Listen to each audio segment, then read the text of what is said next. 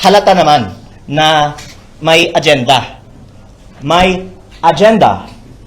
At hindi po yung nandito ngayon. Pero baka sa agenda, nakikita natin na iba may agenda.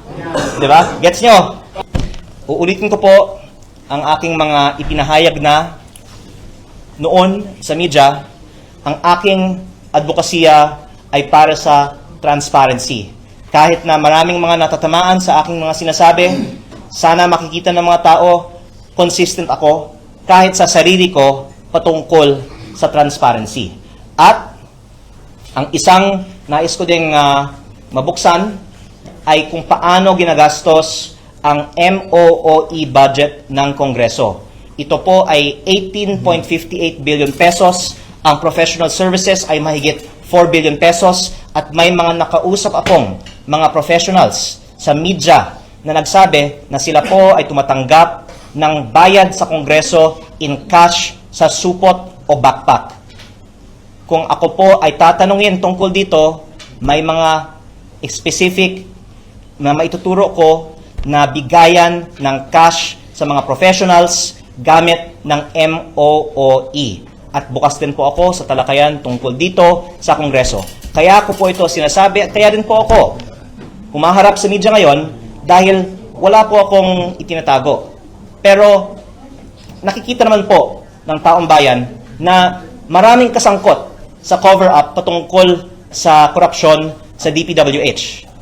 Kaya araw-araw may mga personalidad na umaatake sa akin, tapos may mga reports naman po sa media ng ibang mga estasyon. Hindi po yung mga narito ngayon na halata naman na may agenda. May agenda. At hindi po yung nandito ngayon. Pero baka sa agenda, nakikita natin na iba may agenda. Di ba? Gets nyo? Gets nyo? Kaya ang actually, ang mga nasa media ay kaibigan natin. Di ba? Pero ganun ka-transparent ako. Kahit na yung mga sikreto patungkol sa ating dalawa, nilalabas ko dito sa press con. At ang sinasabi ko naman, halatang halata naman, nakikita ng taong bayan na may mga nasa media na may agenda. At ang dapat, ilabas nyo nga kasi hindi naman kayo itutukoy ko, na istorya ay may bigayan ng cash sa backpack galing sa MOOE na pondo ng bayan para sa mga iba na may agenda. Kaya ang huling dadagdagan ko po ay ito.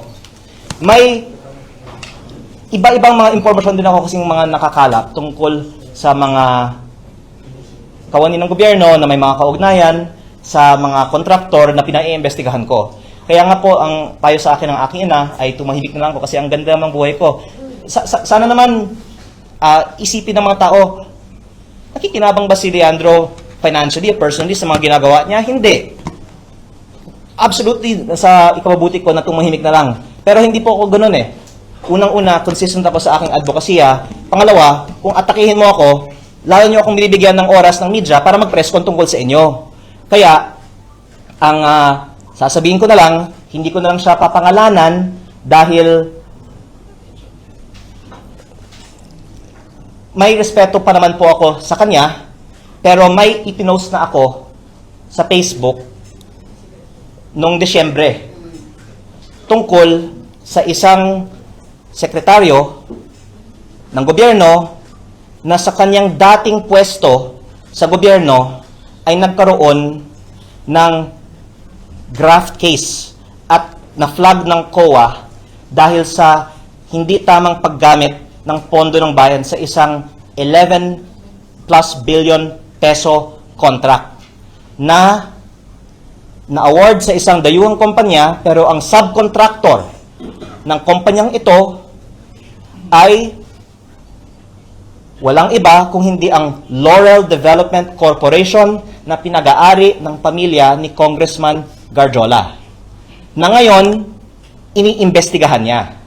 Kaya lilitawin ko lang po, hindi ko po siya papangalanan dahil nakalipas naman na po ang istorya na to at may respeto po ako para sa kanya. Pero Nasa Facebook ko po na may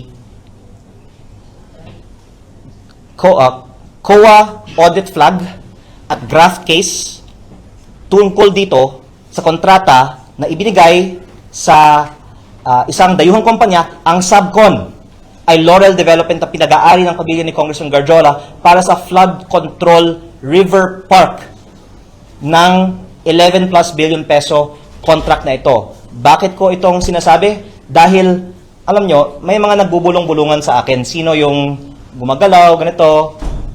Yung mga malapit kay Congressman Garjola ay kabilang sa mga gumagalaw. Kaya, nais ko din pong iparating ito sa administrasyon.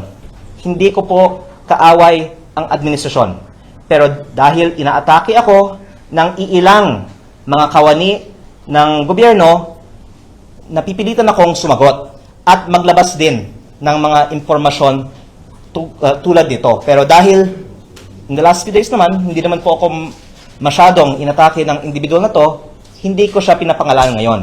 Pero may resibo naman po tayo tungkol sa kaugnayan ng mga kawani ng gobyerno kay Congressman Garjola na sila po ay ngayon